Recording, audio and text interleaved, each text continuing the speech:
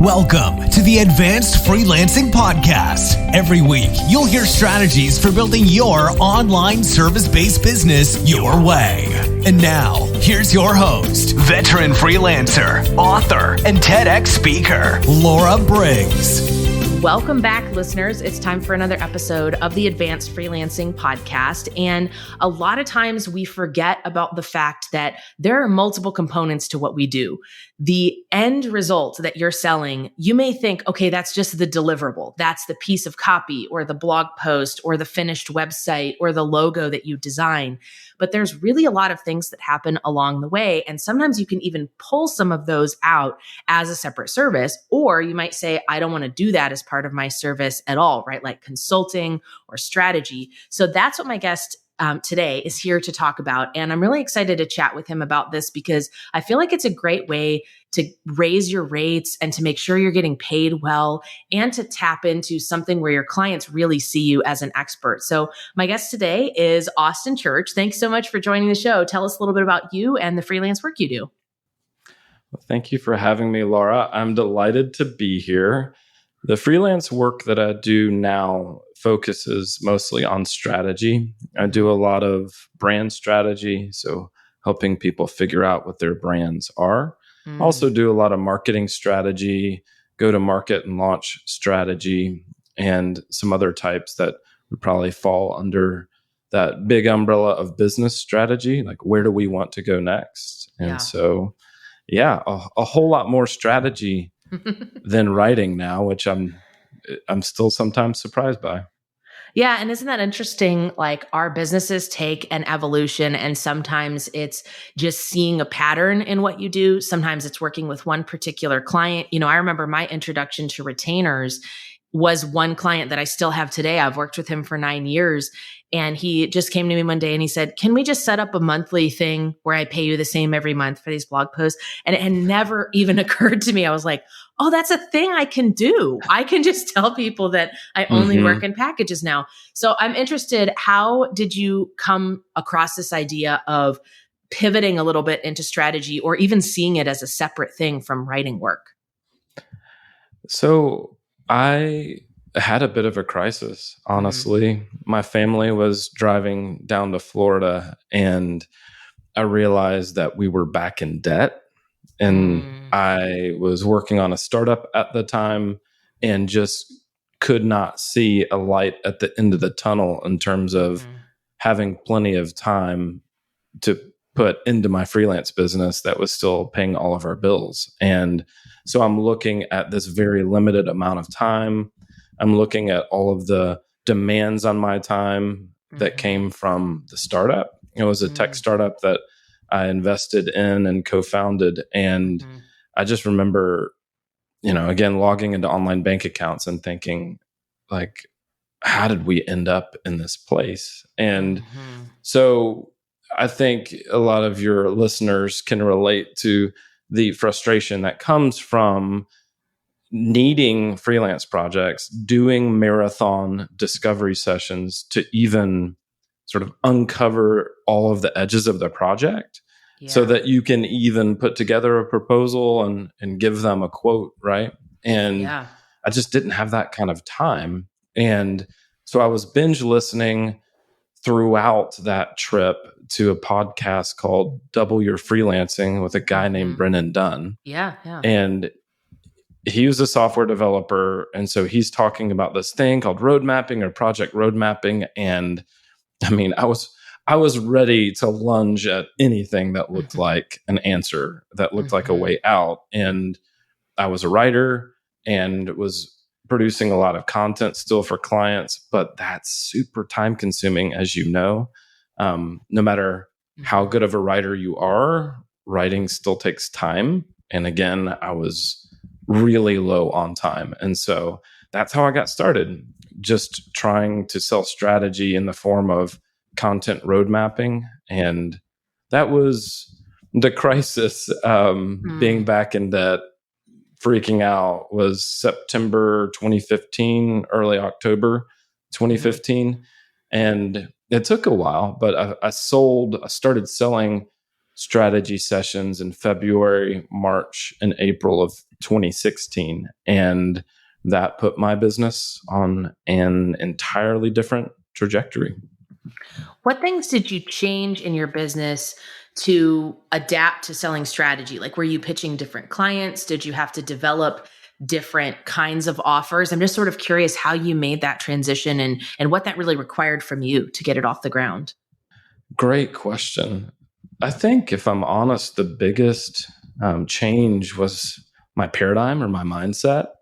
I think when we've done hands work, work that requires our creative skills, like writing, design, that sort of thing, for so long, that is the work product, right? Yeah, and you kind of yeah, said that in your intro, yeah. where you get accustomed to selling this one thing, you're really good at this one thing, and maybe you get really good at selling this one thing. And it's a big pivot to think, well, now I'm selling these other aptitudes over here. Like, I joke now that writers sell writing and then use aptitudes to deliver the writing, and consultants sell aptitudes and then use writing to deliver those aptitudes. And so there's that paradigm shift that has to happen, where we realize, we wake up and we're like, wait a second, all of the things that contribute to a really rich and good piece of writing, well, it's aptitudes like my research ability and my ability to learn quickly and my ability to make new connections and synthesize ideas and communicate and break things down into their constituent parts and then put them back together. And again, all the things that make us good as writers tend to translate well to this thing over here called strategy. And it just took me a while to figure that out. They're like, oh, I've kind of been doing this all along. I just wasn't charging for it. Do you get any pushback from your clients? Because I wonder, like, do some of them feel, okay, now you've created the strategy, we don't have the in-house resources to execute on it. We love what you did. We want to just hire you to do what you said would be best for us to do. Or do you have a Sure. way of how you kind of explain, like, nope, this is the piece that I provide, and then somebody else picks up that baton and runs with it? Again, great question. I try to set expectations at the beginning and explain, like, if we're putting together a content roadmap for you, well, if I'm not going to be the one writing and doing the actual implementation work, and if I have no intention, I need to make that clear from the beginning and explain, we're going to come up with a roadmap. It's going to have standalone value for you, apart from whether or not we work together in a more, ongoing fashion. And if you need help with the implementation work, well, good news, I have a really wide and deep network of freelance writers whom I respect, and I'd be happy to connect you with 2 or 3 of them. You can interview and vet and onboard them the same way as if you had just found them on your own. But let's start with strategy. A lot of the gaps, a lot of the disappointments with content marketing, for example, actually come from weak or incomplete strategy. And so typically that disappointment or dissatisfaction is what I sell into when I'm selling strategy. And then I just make sure that they have all their needs covered after we finish up. So with that said, there are some times when I actually want to do the implementation work, right? Yeah. So when we put together a roadmap or a plan, or if it's, let's say, marketing strategy, I really like the clients. I think that what they're doing is really interesting, and I'm actually keen to do some of the hands work with and for them. Well, great. Now I kind of have first right of refusal. Yeah. And so what I'll do, because part of the discovery, part of the road mapping is even asking questions like, okay, well, what is your budget? How much are you going to invest in this each month? And I've got to deliver a report anyway after the strategy session. So now what I'll do is I'll include a section in that report and the section heading will be like, what's next? Or where do we go from here? Or would you like help with that? And that's where I just basically plug in my proposal. Hey, I really enjoyed working with you. If you don't have those in-house capabilities, then let me, pitch in and help. And here are 2 or 3 different packages. Here's what it would look like. And then when I deliver that report, if I am interested in a retainer relationship or a subscription relationship, I'll just say, hey, and let's go ahead and book a 30-minute follow-up call. And I'll walk you through the report. And obviously that will bring us to that last section where I then say, well, would you like help? And they can say yes or no. But either way, the wonderful thing about selling strategy is you get first right of refusal with any projects that come out of that strategy session. Yeah, that's really smart because it sets you up to give the client a good experience, at which point they're in a much better position to say, hey, yeah, we loved working with you too, and we love the recommendations that you came up with. So one of the things that's difficult about selling strategy, I feel, is that people use that word all the time, but they mean different things. So for example, a strategy is not the same as a marketing channel or a tactic that you would use to market. So do you find yourself having to educate your clients on what your version of strategy is and kind of what that means in terms of the work you'll do and the deliverable that you'll provide? That's such a great point, Laura. All the time. That's the short answer. All the time, right?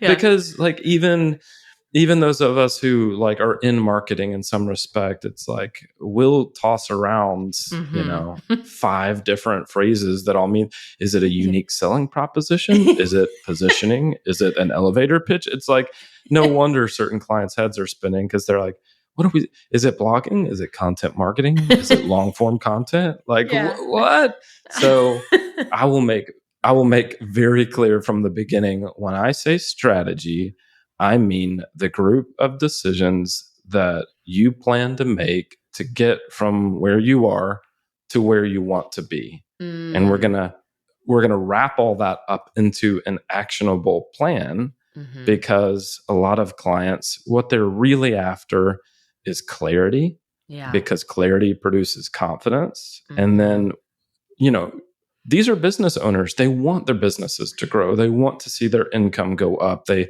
want to make a positive impact in their communities and the world. And so usually it's not making decisions and taking action. That's not the problem. The problem is I don't actually have confidence in our blog. We're not seeing the results from our past blog posts.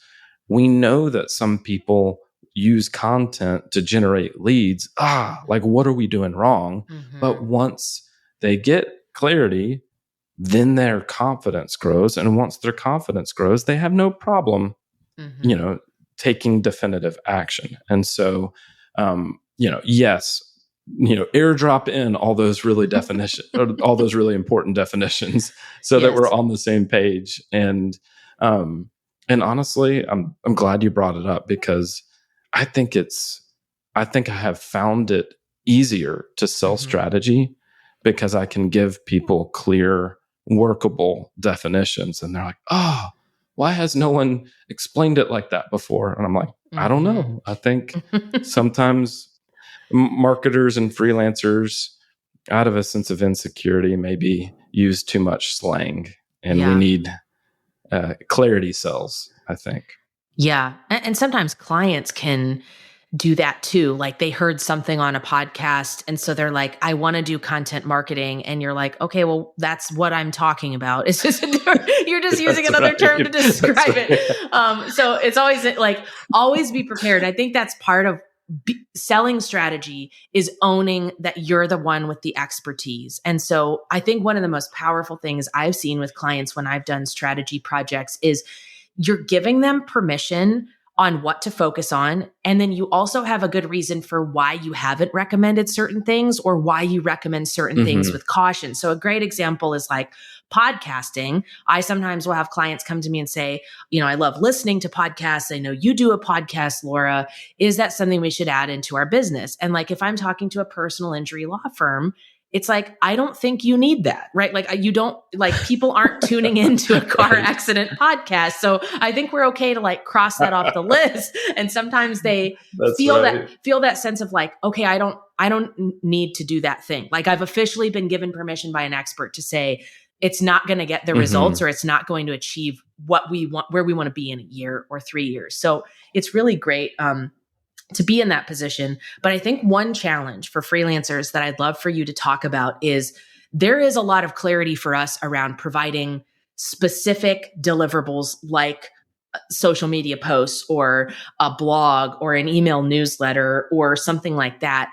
And a strategy is a little bit different. And I think there's an important mindset shift here because I suspect this is a reason a lot of freelancers don't offer it. They feel like I'm not experienced enough. I'm not good enough to call myself a strategist. I haven't been in digital marketing long enough to say, oh yes, I'm an expert and I can create a strategy for you.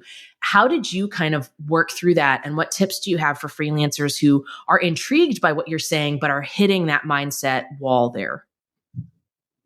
I think again, you're just so good at this, Laura. I'm really glad you brought that up because there is that mindset wall we have to scale where we want to be honest about our limitations and we don't want to sell something we think we can't deliver on.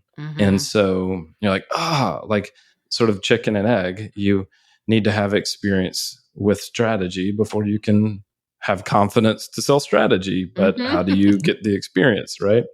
So I think first and foremost, it's like when you're launching any new service offering, right size the goal. You don't have to come right out of the gate and charge a ton.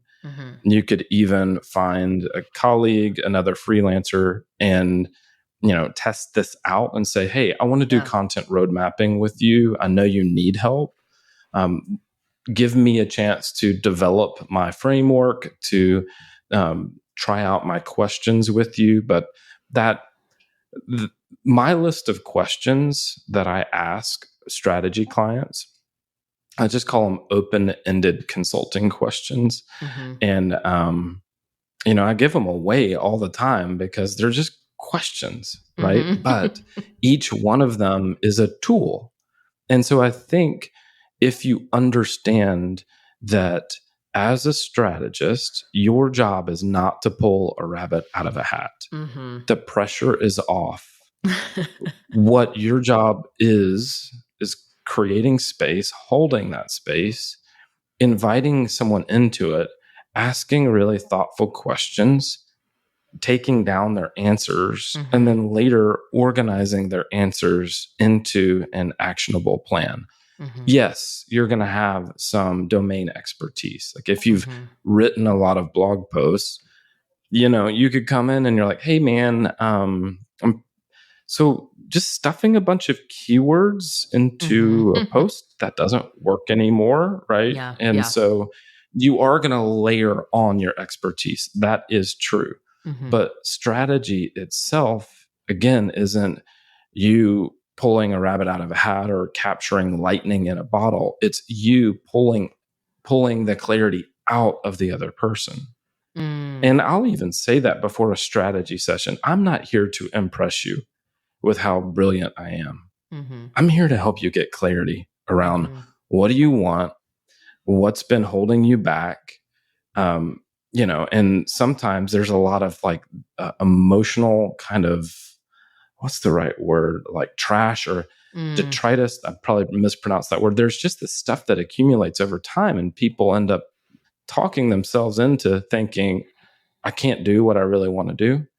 So we're just going to create some space and we're going to clear all that out. And I'm going to ask questions and I'm going to take notes. And then a joke that I'm a professional parrot because the report is, here's what I heard. Right. And, it's like kind of like being a really good friend. Like if you had a friend and you sit down at coffee and my friend's going through some stuff and she's talking. And I said, well, what I heard you say is this. Mm-hmm. Is that really true? Mm-hmm. Right. And so I would say to everyone in your audience who, wants to sell strategy, but is feeling a little insecurity Mm-hmm. around that, Yeah. two things. One, let's be clear on what's really going on. Mm-hmm. You're pulling the brilliance out of them. Yeah. You don't have to impress them. Mm-hmm. And then number two, the only way to grow in confidence with this is through doing it. Mm-hmm. If you think like, I'd like to do this, but I'm just not sure. It's perfectionism, it's imposter syndrome, it's Mm-hmm. overthinking, it's all those things. You just have to go do it. And maybe you do fall flat. Maybe you fail. Who knows, right? Probably you'll do much, much better than you realize. Mm-hmm. And again, when people come into these sessions, it's because they need somebody to give them permission to take any step. Yeah. Right. Yeah. So, yeah. I love that because it's such a valuable point that your client is actually not expecting you to show up on the call with a canned response of here's the 8 things you should do as part of your marketing or to redefine your brand. They want you to hear them and then synthesize that information and say, what I heard from you is that most of your current sales are coming from your email newsletter, but the open rates are low. And then that's when you can tap into things like, in my experience, here's the things we can do to improve those open rates and get you more conversions. So people don't expect you to have all the answers, but a lot of times it is in that talking out process. I mean, I cannot tell you how many times this comes up on coaching calls that I do with freelancers too. They'll be like, I think I just answered my own question. Like it happens all the time. It's like, in a sense, as a coach, you're like I'm doing nothing here.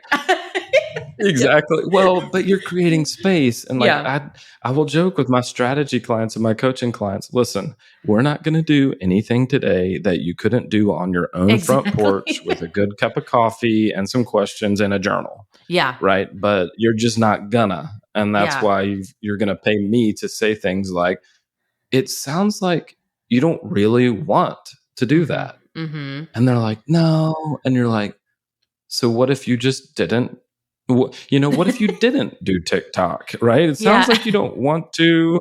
It sounds like your personal injury law firm podcast idea, you're not really sold on it either. So maybe you should just double down on what's already working instead of like chasing the shiny new channel. And they're like, yeah, that's really good advice. And you're just like, I can't believe I'm getting paid for this.